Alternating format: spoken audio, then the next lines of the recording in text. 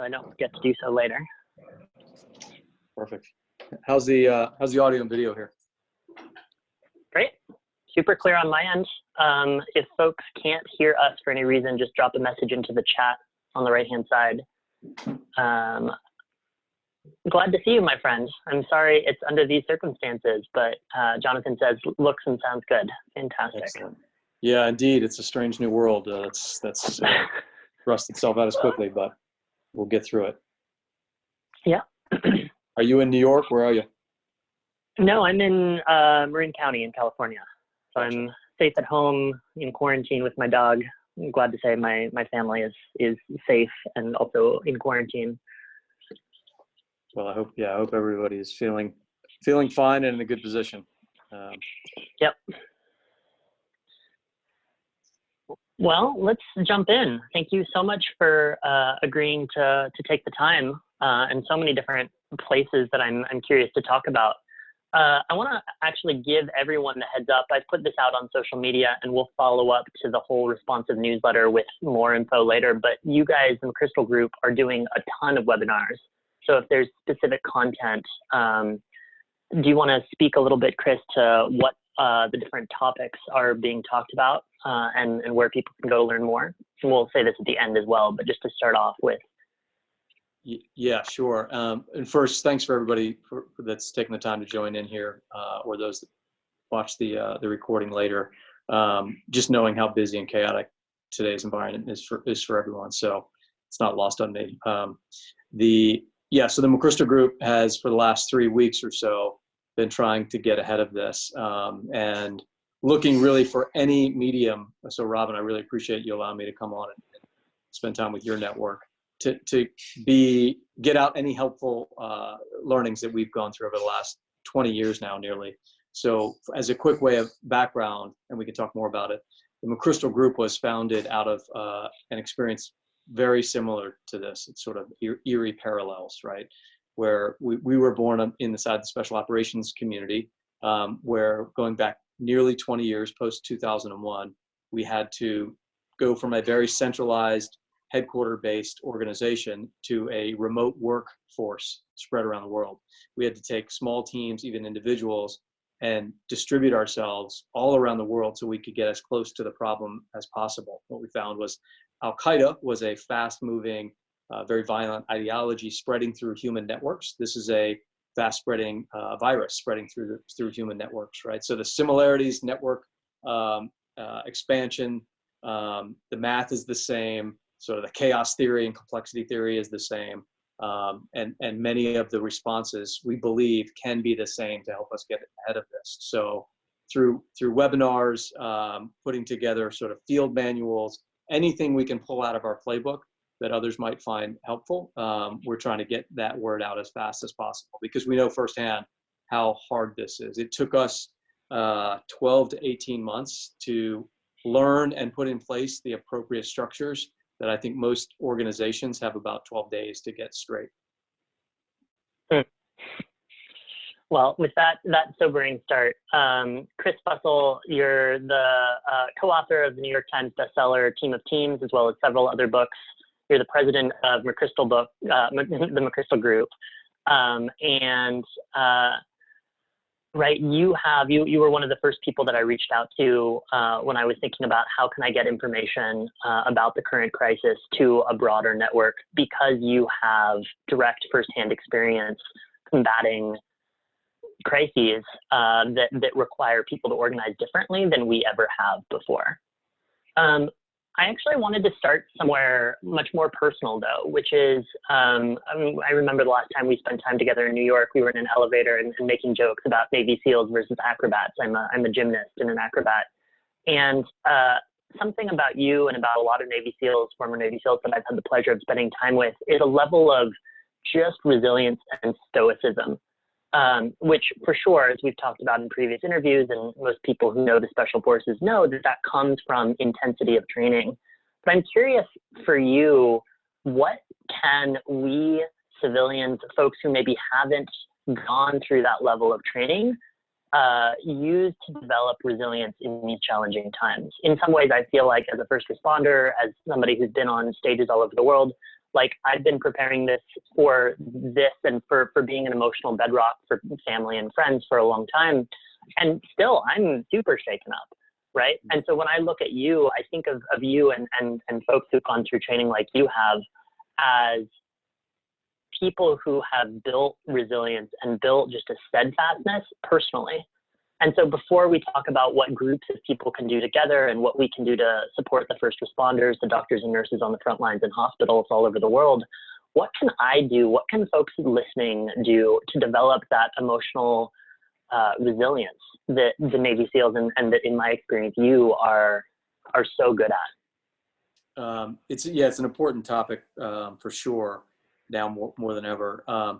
And in normal times we could spend an hour just talking about that because it's super fascinating, right? But we don't have the luxury of time. So this is the timeless debate in certainly the communities I came from. Is it do you test for that, or are you selecting for that capability, or are you down selecting people that don't have that capability, or can it improve over time? And the honest answer is we'll never really know. I would say generally special operations is built on the idea of create an intense enough environment over a long enough time period where you use kind of simple tools, right? Sleep deprived, cold, hungry, angry, physically broken, and eventually you'll just kind of get rid of the normal people, right? And you're left with sort of the gritty characters. And what creates that grit is also a very long debate, right? Because one of the things that's interesting and fun about the SEAL teams, especially in my experience, is that it gets, because that front gate is so normalized, everybody has to go through that initial year, that what you get out the other end is, somebody with an arts background, like Robin, someone who grew up in, Greenwich, Connecticut, someone who is probably wanted in 3 states, just this eclectic mix of personalities that have that baseline sort of grit and focus. Now, that's specific to that community. As I've gotten older, I've definitely come to believe, more relevant perhaps to this today's issues, there is more of that in all of us than we understand. If you look at great case studies, often in the worst of times, World War II bombing in England, what I've seen in other pockets of the world in places like the Balkans, Afghanistan, etc. There is a gritty resilience inside the human DNA that we all tend to overlook in ourselves, right? So it is not the Navy SEALs that will pull us through this. It's normal, everyday people that are going to come together and coalesce and find things inside themselves that they might not know was there, because they've never had to go through, because they're smarter, right? They've never gone through silly things like what I just described. But we're about to go through this together, and there's more resolve in every person than they generally understand. So that's kind of one way to think about it.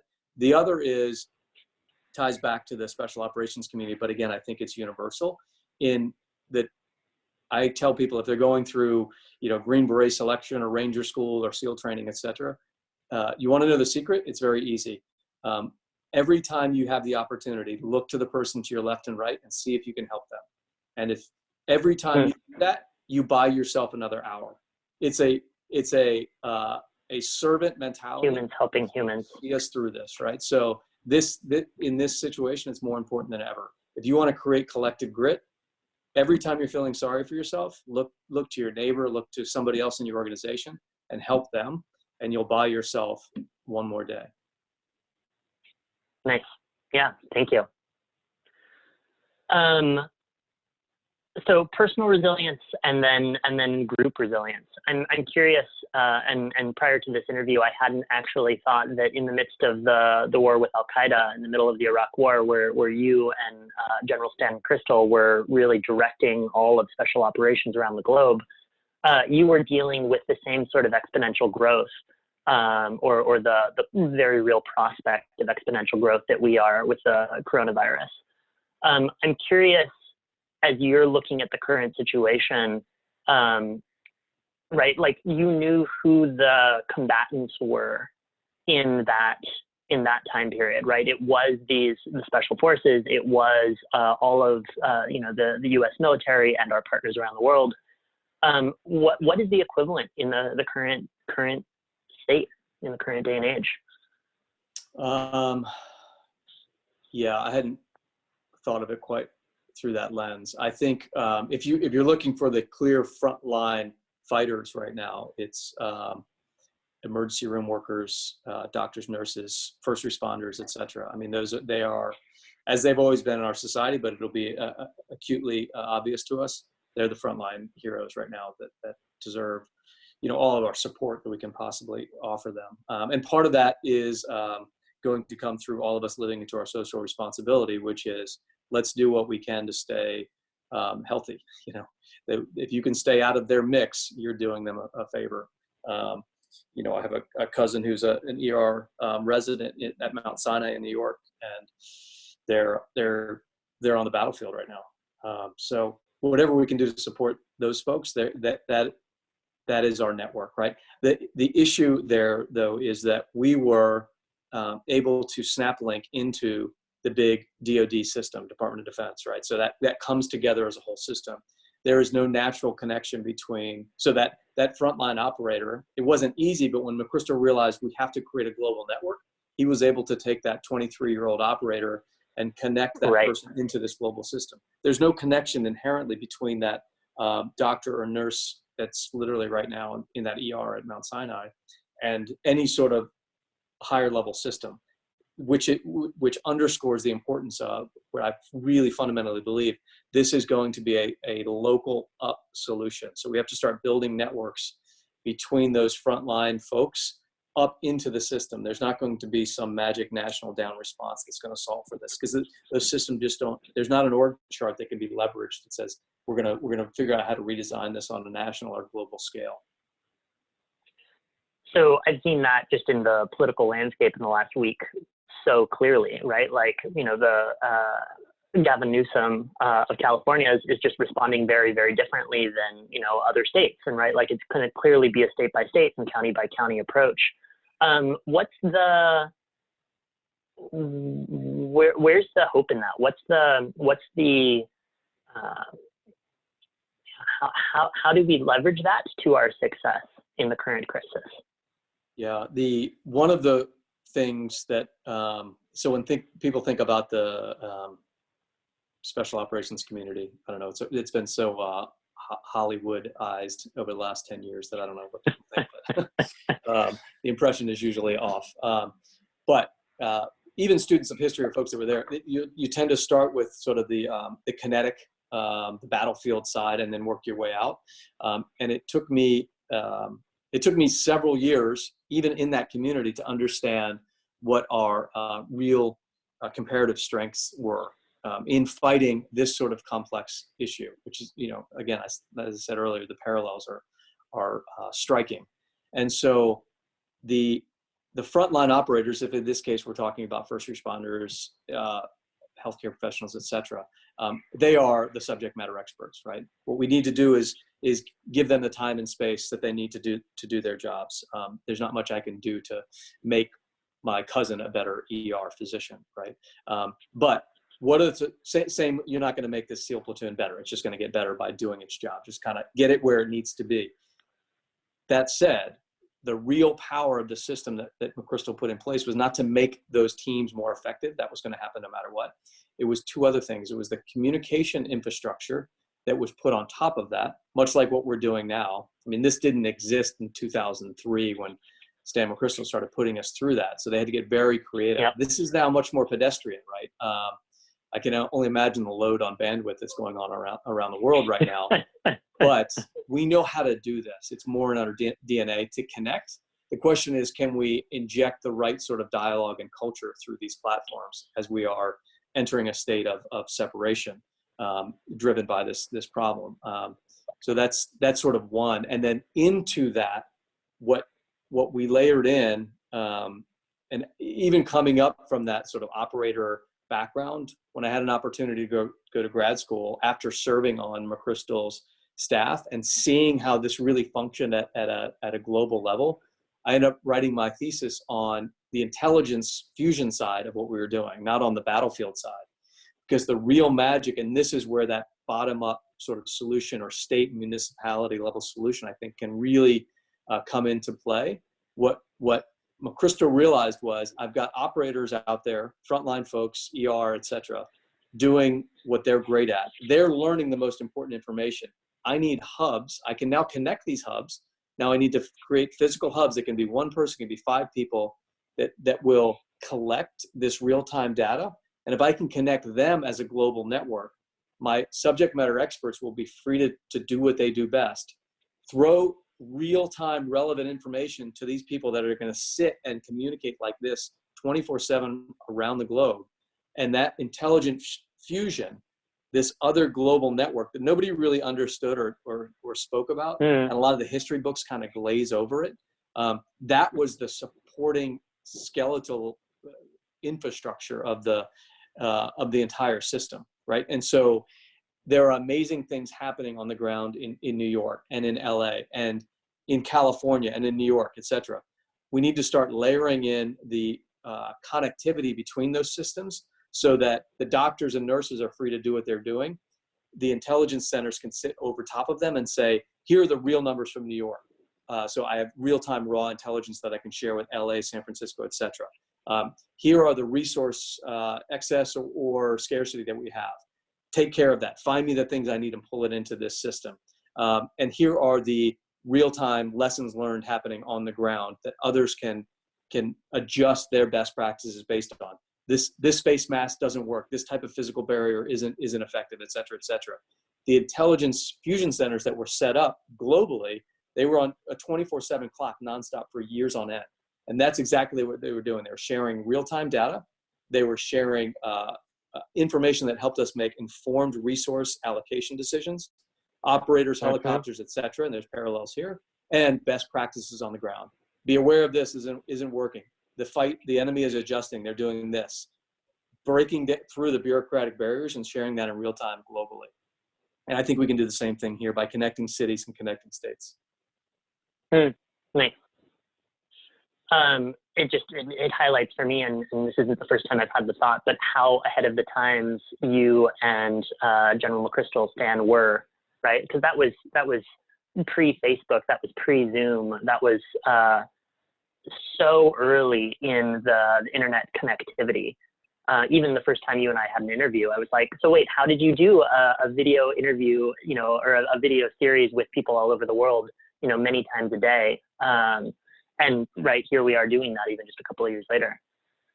What are some of the other similarities that you are seeing? Because I think that your direct experience handling crises of a similar ilk is really, really useful for us to learn how we as a community and a good portion of the folks listening are not first responders, are not, the Navy SEAL equivalent on the ground combating the enemy, but what are some more of the striking similarities between the current crisis and the war in Iraq? Yeah, I would, you can pick a lot of, hello, come on in, you can say a quick hello. This is one of the realities we're all sharing, right, in today's environment. We're all now working in and amongst our families at all given times. This is hello. Say hello. Hi. Okay. Thanks for joining us.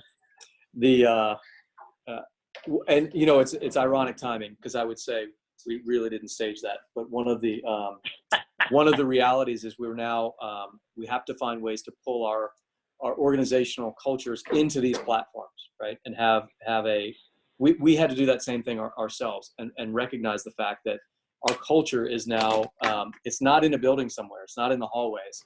It is in these platforms. And leaders have to start immediately adjusting their thinking and behavior as a result of that. I am a huge believer in systems, in governments, in big organizational structures, et cetera. They are purpose-built to prevent us from being completely chaotic, which is what we are more likely to do as humans, given the option, right? And so systems help us not go down that path. That said, this may sound paradoxical, I don't really think, and this is over 20 years of playing in this world, that organizations exist as we think they do.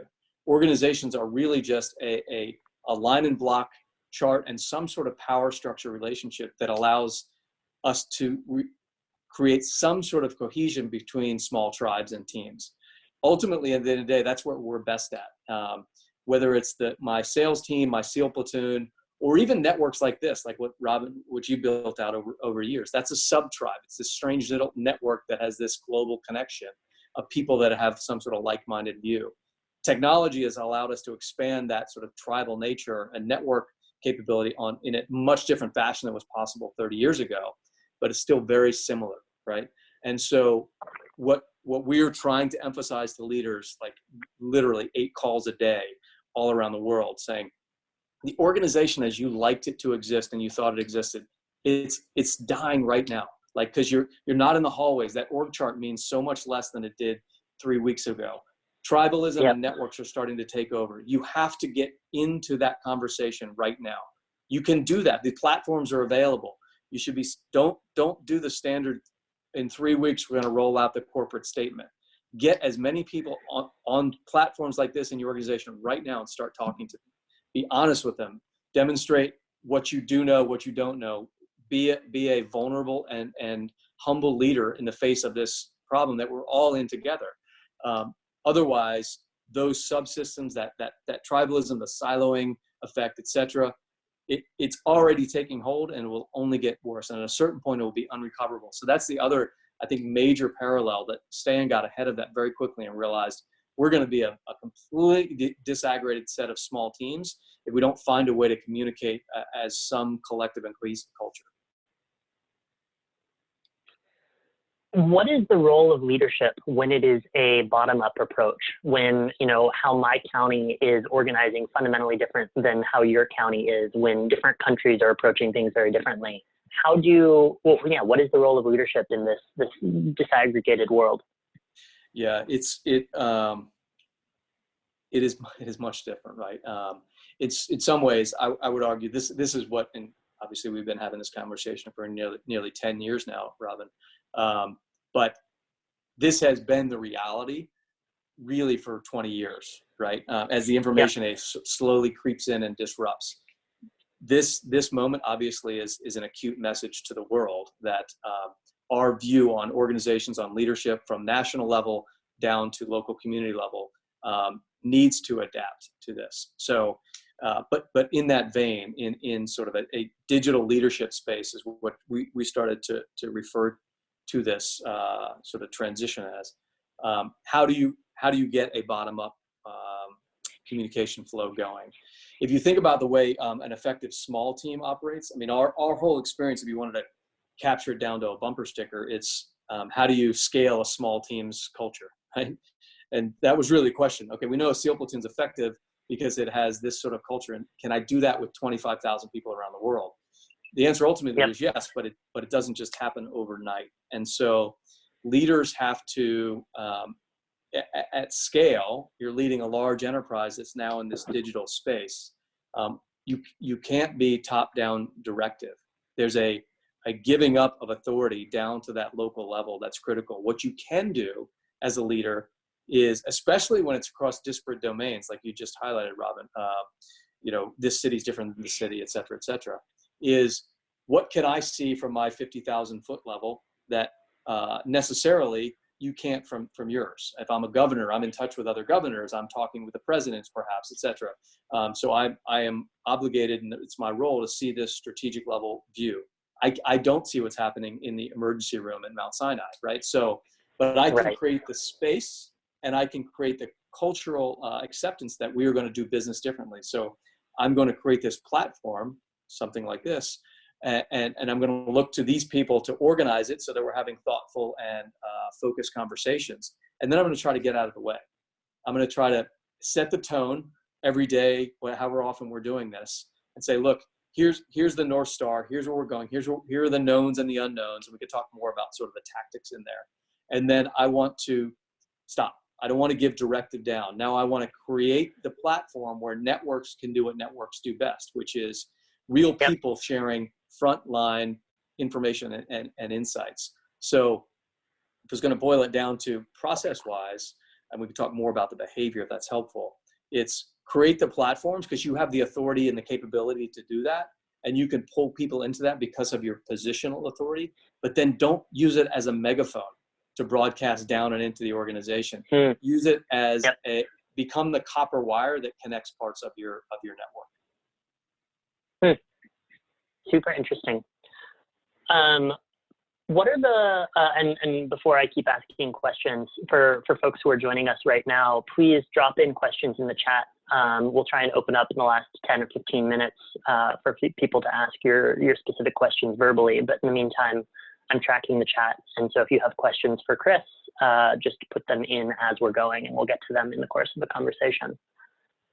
And if you've just joined us, of course, my guest is Chris Fussell, co-author of New York Times bestseller Team of Teams, president of the McChrystal Group, former Navy SEAL, and really my go-to person for how do we organize humans in a time of crisis? How do we better build resilience and leadership into disparate communities to come to collective action? For folks maybe, and my guess is it's a minority listening, but can you just describe in broad strokes the Team of Teams approach, Chris? Yeah, and I'll try to keep it relatively concise given everyone's hyper focus right now. The basic concept was a recognition that we had a big, wonderfully structured 20th century model inside the special operations community, this big fancy org chart, and down at the bottom were a bunch of highly specialized small units. I came from the SEAL teams, but bolted underneath that were Army specialized units, intelligence units, et cetera, et cetera. And we had grown up in a world where the things we were meant to interact with were also very traditional in their structure. Even I won't bore you with the history, but even terrorism and insurgency stuff back in the 20th century was top down and very structured in the way that it controlled its information flow, et cetera. And so these two things married up very, very nicely.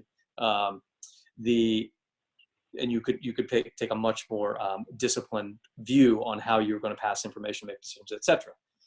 Al-Qaeda came along really in the 90s, it started to transition, whether it knew it or not, into an information age network system. Post 2001, and then really in the early years of Iraq, there were some very aggressive leaders that came into their part of the enterprise and said, I don't need top-down structure. I just need a lot of things like this, devices that allow me to connect with as many people around the world. I can use email, I can use YouTube. They were very progressive in their thinking of how they communicated. And that made the org chart irrelevant in many ways. The only thing they had to do was create energy and push content essentially into now a global network to create energy and create new membership. So we had a huge problem on our hands. We had a very traditional slow moving bureaucracy versus a fast moving network. So it was no longer a question of capability. It was a question of how quickly can I get the right information to the right team on the ground that's inside that network problem, and equip them with the right authorities to be able to make independent decisions. I mean, that in that one little soundbite there, there's like 2 years of learning, right? But that's essentially what it was. And then we started to recognize, well, that's how small teams operate. That's how a Ranger unit operates. It goes in, it sense makes inside of a very complex problem. It distributes authorities almost organically, and then it reacts. But that's because they all know each other by name, et cetera, et cetera. There's deep levels of trust and understanding. And they're all seeing the raw problem as it unfolds, basically. How do you do that on scale? Because we realize this system, this traditional system, has to become much more network-oriented if it's going to compete at scale in the information age. So through a series of changes around how we communicated, leveraging platforms like this, how our culture adapted to that, became a sort of a digital leadership view on how we ran ourselves, and how we were able to then leverage that to create trust and understanding and real-time feedback at a scale of 25,000, not 25. That's ultimately what became this Team of Teams model. How do I connect not just one team, but multiple teams in a network fashion so that we can keep up with network problems? It's the same thing we're facing right now. We've got a network spread of a virus pandemic. We're going to need a series of networks on top of that. Again, I would argue, starting the municipal and state level, that can find and implement and share ground level solutions and best practices. Yeah. Jonathan asks, what's a specific tactical thing that I, as a leader of a 30-person organization, can begin to do to have my team operating in a more decentralized way? How can I get started? And I think before you answer that about Jonathan's specific company, my question there too is more broadly, given the current crisis, we all can influence a community of at least 30 people just by picking up our phones or sending email. What can each of us do to help other people demonstrate leadership and take action? Yeah, let me try to separate that, and I'll try to circle back onto the broad leadership issue.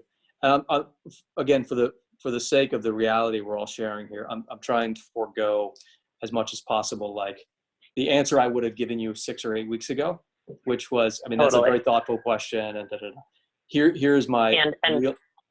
Go ahead. I'll sorry to interrupt, but I'll say to Jonathan, I'll link in this chat to Chris's talk at Responsive Conference, to previous interviews, and also to Team of Teams, because there's lots and lots there that does not pertain to the current situation. Keep going, Chris. Yeah, we've written like 1,000 pages on this in books. So like if anybody has time for that right now, go for it. I'll send you a copy, right? But here, to John's question, here would be like my right now advice, whether it's 30 people or 3,000 people. And maybe you're already doing this, if so, great, but we can build on that a little bit in the dialogue here.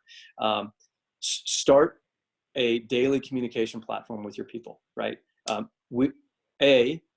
remain cohesive as a culture, and then B, to give them some sort of unified picture of as close to truth as possible, right? And so we immediately, 3 weeks ago, we pivoted to that in McChrystal Group, seeing what was likely about to happen. We took what was a weekly cadence of how we synchronized our organization. We're 100 folks, but pretty complex, spread around all around the world, doing a lot of big projects traditionally in sort of Fortune 500, right? And we said, okay, everything's about to change, right? We're going on a 7-day cadence. Every day at 8 a.m., we start with a global sync that everybody in our organization is invited to. So I would start that right now. The technologies are at your fingertips. I mean, that's easy, right? Pull people into that conversation, and don't think about how we're going to get this right. Just start it, and you'll move aggressively towards making it work in some sort of disciplined fashion as fast as you possibly can, right? So if you enter that environment, then take it. Maybe it's you, but I would recommend, like, who's my number 2 or right-hand person in this organization? Have that person start structuring, and this can be through a feedback loop. What's the agenda going to look like? And it should change every single day in small ways as you refine. What do we need to be talking about? What do people need to hear from us, et cetera? And then one of the recommendations I would build into that, we do this ourselves here every single day. There's a person in our organization whose job is to be the as close to reality voice of what's going on in this pandemic as possible. He gets the first 4 minutes of every morning sync, and he has that time to say, look, here are the current numbers. Here's what's going on in these different states and different countries. Here's when California has gone to this, New York has gone to this. Here's what's happening with schools, et cetera, et cetera. And he gets feedback. Hey, we need to know more about X. I don't care about school closures. I care about this, whatever it is. And he adjusts his thinking. That is our snapshot of the current reality. Because we know, and like the people on this call, even with pretty sophisticated type thinkers, et cetera, if we don't reground ourselves, I'm going to go here to find my information. And it's going to be Reddit, it's going to be Twitter, it's going to be who knows what flooding over my gate. So we have that every 24 hours, sort of rebalance your organization. Here's what we know. And now let's have a discussion about how we can be helpful to each other over the next, the remainder of the day, right?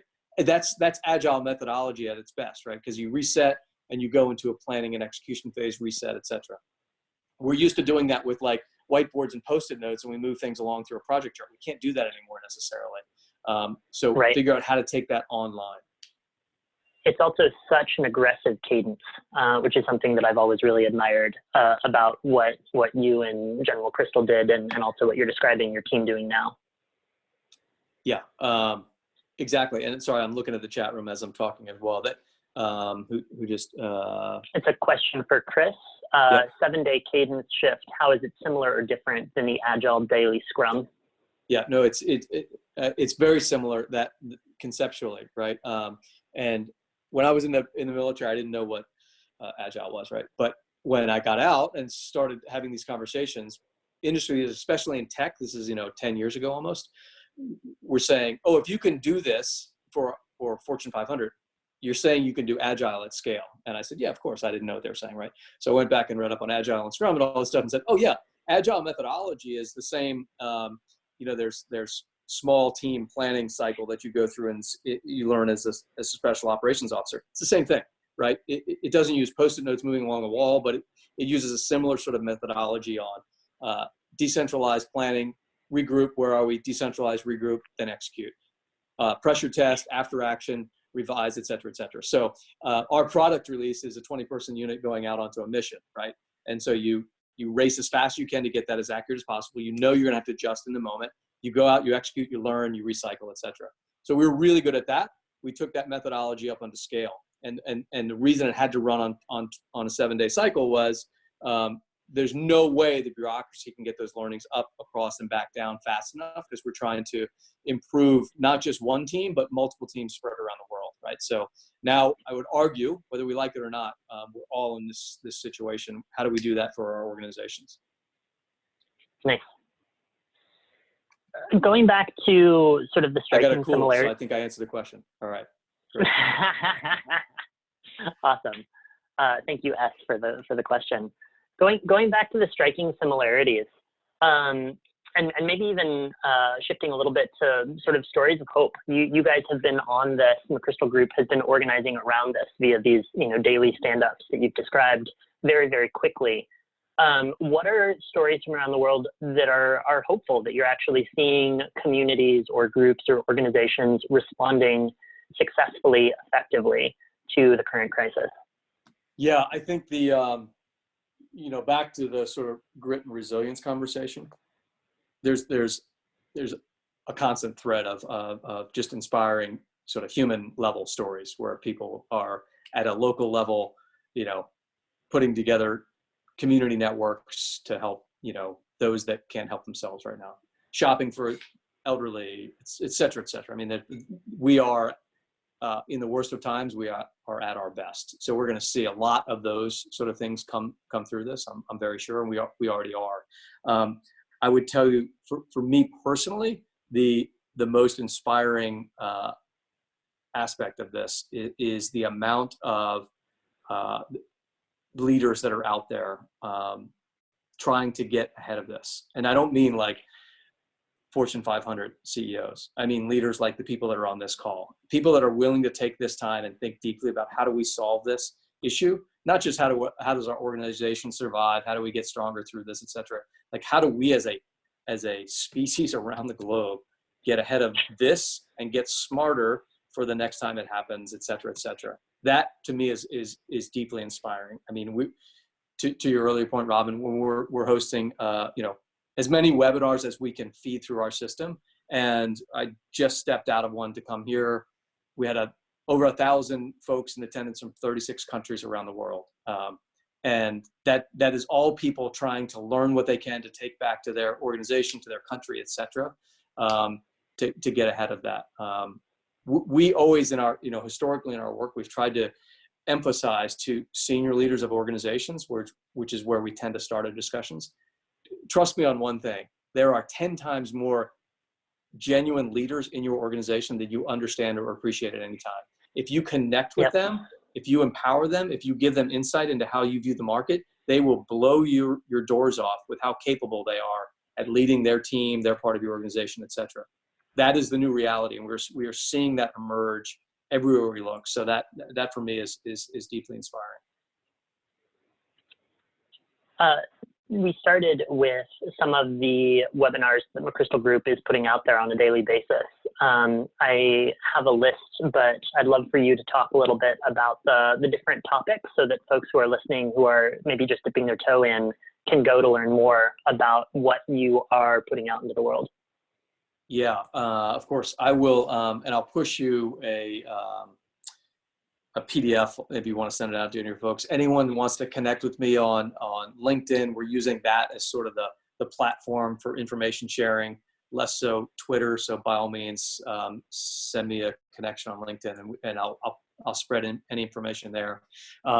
We're trying to keep these hyper focused and practical. And what we're trying to remind ourselves, everyone is working 18 hours, 7 days a week right now. So if we're going to do something like this and pull people in, they need to walk out with something that helps their organization or their team immediately, right? A new way of thinking, or way to have this conversation internal to your organization, which is what I would hope we'd accomplish in something like this, Robin, with your network, or very practical webinars where we're saying, hey, here is a tool that you can implement right now. So for example, doing a webinar, I think on Friday of this week around what we call red teaming. So many of you have probably heard of that. Red teaming is a sort of a strategy pressure test model it's been around for many, many years. It's actually started inside the Catholic Church. There's an interesting history there that we won't go into, but the military really leveraged it during the Cold War. It became known as red teaming because the Soviets were the Reds, and you would come up with these big battle plans. Someone would play the Soviets and they would pressure test your plans, right? And so they would, and you would do these for days or weeks on end. They would go through a series of maneuvers and attacks, et cetera. At the end of it, you would be able to recalculate where are the weaknesses in my plan, et cetera, and reset every year. You reset your strategy and allocate resources, et cetera. So it was a very important part of the whole red teaming concept. Now, boil that down as we've done over the years in special operations, and now the work we've done historically inside of McChrystal Group. Very quick hits on, and in a hyper cadence environment like we find ourselves in now, pressure testing your thinking on a daily, weekly, perhaps maybe even daily sometimes cadence to say, okay, here's what we're going to do next. Let's attack that from the outside. What are the variables we're missing? What are the contingencies that we have to be ready for, et cetera, et cetera. And knowing you're never going to get perfectly right because things are changing too fast. But if you get into a mindset of constantly pressure testing and red teaming your thinking, you can try to be a little bit better every single time you go out the door. So that's a long way to answer your question, but we're doing a webinar on Friday to try to share that basic methodology because we think it's going to be so critical for folks as they go through this. So we're trying to pull as much practical stuff off of our shelf and out of our IP and just get it out there into the market in hopes that it might be helpful. Cool. I'm just reading from the PDF that you listed on the McChrystal Group, which I linked to in the chat.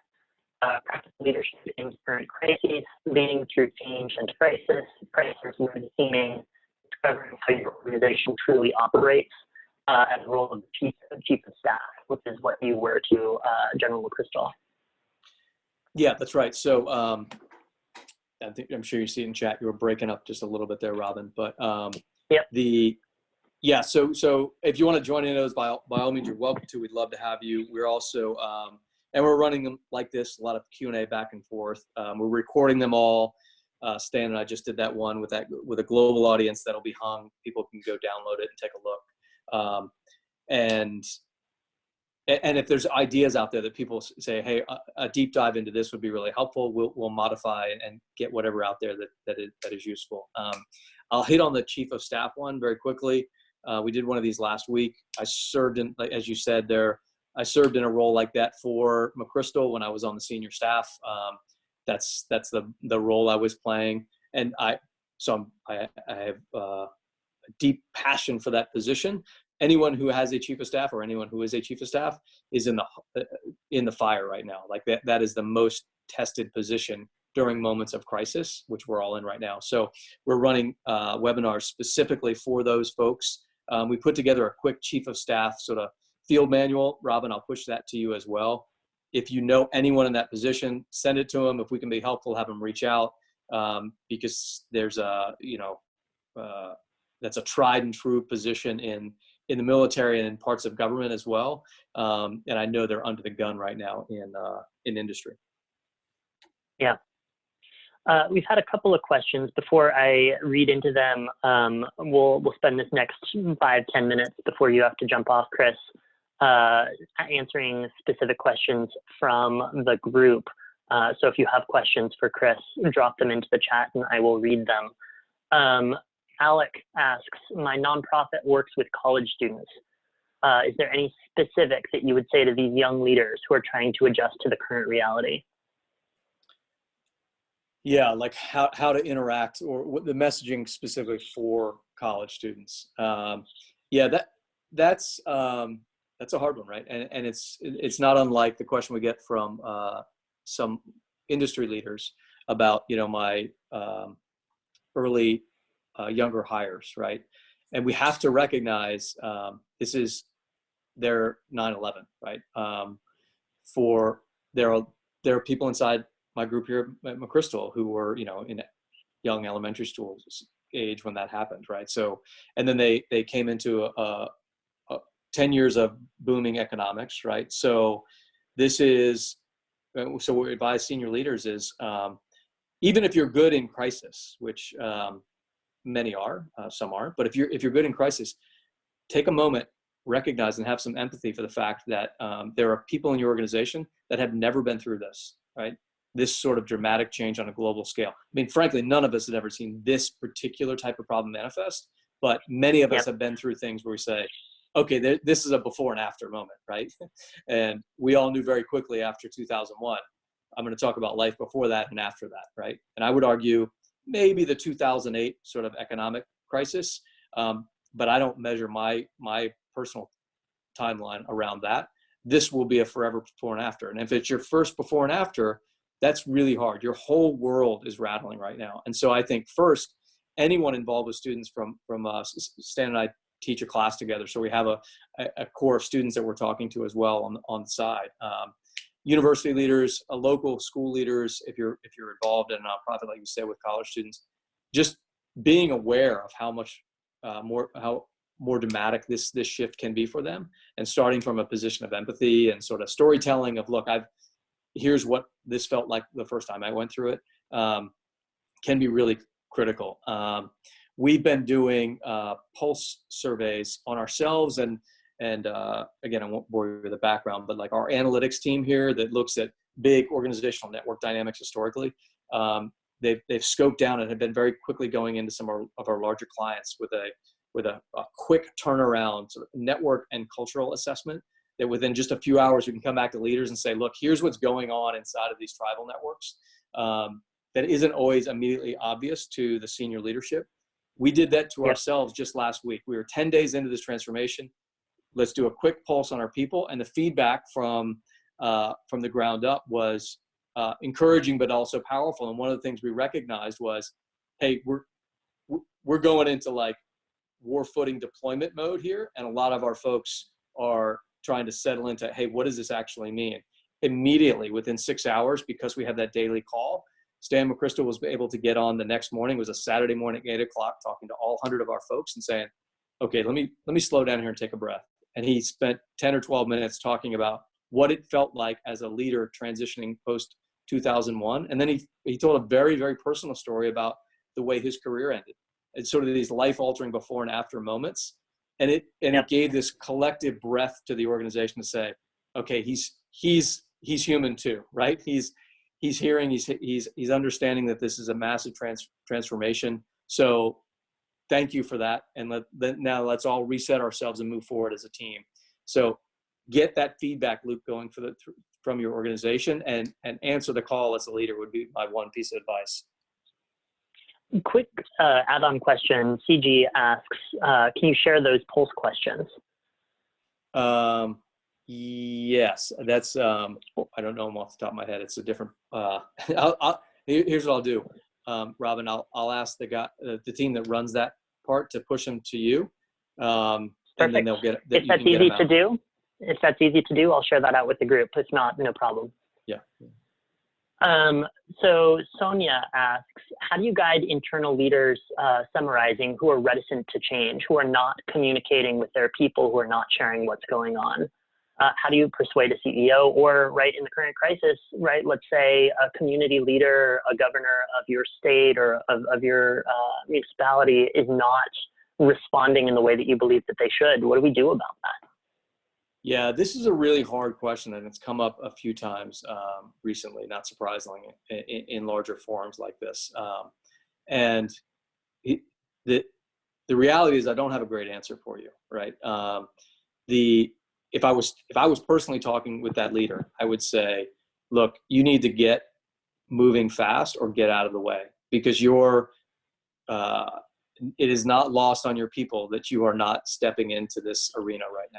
And so do them a favor, let someone else take charge, or pivot very quickly. But if you think business as usual is going to get you through this, you're going to do great harm to those that are depending on you right now for your leadership. Robin, one way to address that can be like, hey, here's some things to think about, boss, right? Stan and I just wrote an op-ed in the Times that came out Monday. I think that was yesterday. I've completely lost track of time.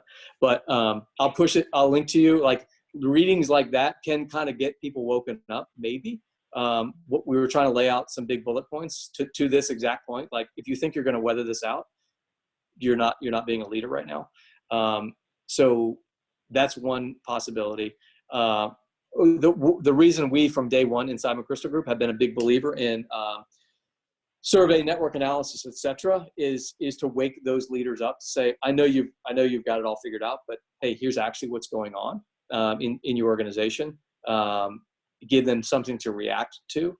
So again, to the pulse question, we'll send some info out on that might be helpful, because oftentimes leaders like that, you have to give them hard data that they can't deny before they're going to accept this sort of reality. But I'll tell you an interesting factoid that I share with people all the time, as someone who is 5'8" and comes out of the special operations community where everybody thinks you're 6'2" and 300 pounds. It's that the average height of colonels and above in the U.S. Army went down by about 2.5 inches during World War II. And here's what that tells us. We promote and advance people based on biases that some we know, some we don't recognize. And when U.S. Army deployed and faced actual, real, brutal combat for an extended period, leaders that were there for the wrong reason went away very quickly. It wasn't that short people were better. We just normalized our decision, and we knew what to look for in leadership. And so we had been biased toward, well, here's what a big Army officer should look like. Oh my gosh, he just got his people killed. Let's get him out of the way and get someone in that is more productive. So another reason we are huge believers in, whether in crisis or not, in transparent and honest communication, is it takes some of that bias out of the organization. A caustic leader can't hide on top of a diverse group of thinkers when you communicate like this. Because I will say, Robin, what's the answer? When he gives a stumbling response, I say, Robin, who really knows that on your team? Well, it's Mary. Mary, what's the answer? Mary gives a brilliant answer. And then when that happens 3 times, I say, actually, I want Mary in Robin's position, right? This is the best way to cut through that bias. I linked to the New York Times article that you guys published yesterday in the chat. And then my response, Sonia, unfortunately, and obviously I haven't been in this world nearly as long as you have, Chris, but in 5 years of curating Responsive, I've never seen an organization change where the senior most leadership was reticent to change. And I think that we're going to see a rate of change in the next months and weeks and days that is faster than anything that has happened in any of our lifetimes. So, right? Like that behavior won't survive. It won't survive. Chris, you've been so generous to take time in what I know is some of the busiest of any of our careers, and probably more impactful than any time, certainly, that I've been a part of this community or a part of any community. So thank you very much. I really, really appreciate it. And this recording will, of course, go out to the broader Responsive network as soon as I can do that, probably later today. What is a takeaway that you have for this community? What action, if you could get however many dozens of people, 100 people who are on this call, and the hopefully hundreds who will hear it after, what is the collective action besides stay at home? Besides don't endanger folks on the front lines in hospitals around the world, what can folks here do that you think is impactful based on your experience to make a difference?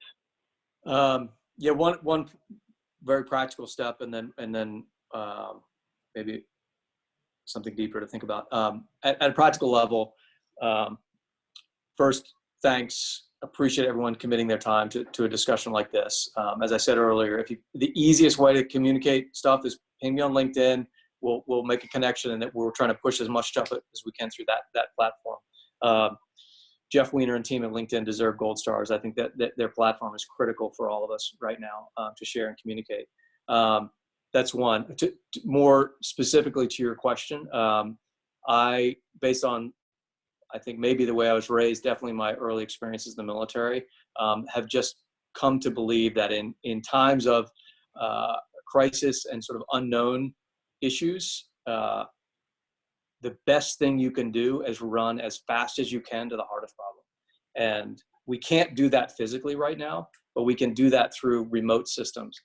Inject yourself as close as you can to the hardest problems inside your family network, inside your school network, inside your organizational networks, etc., and start having a voice there.